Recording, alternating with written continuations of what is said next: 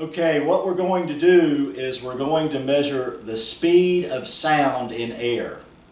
And we're going to have to know the temperature because the speed of sound is depends on, in a gas, depends on the temperature. And as a rule of thumb, one thing that's good to know is the speed of sound in air at room temperature, about 70 degrees Fahrenheit, is in the neighborhood of 345 meters a second. That is about 3.5 soccer fields every second. So the speed of sound is fast. And we're going to need a computer to measure time in this experiment. So that's why we're going to use some computer freeware. And I'll talk about that in a minute. Now, what we're going to use this pipe, and I'm going to introduce a pulse of air, a high pressure pulse of air into the pipe. So if I smack it, hopefully you can hear that. The pulse of air I introduce when I smack it travels to the other end of the pipe, and it gets reflected and it comes back.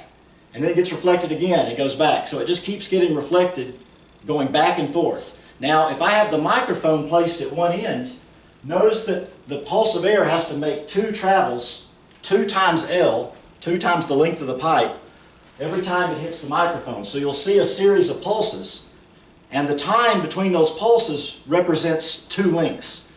Now something else that's tricky, is quite tricky, is the pulse does not get reflected at the end of the pipe. It actually gets reflected at about 0.6, 0.6, that's what is that? That's 3/5, 0.6 times the inner diameter. So the reflection actually takes place about right there, right outside the end of the pipe. And that's called the acoustic length.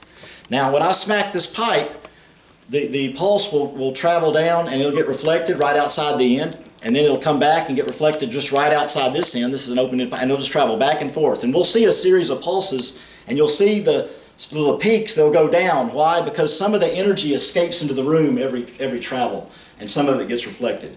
Okay, so that's the experiment essentially. I'm going to be holding the pipe right up next to my microphone, and I'm going to slap it.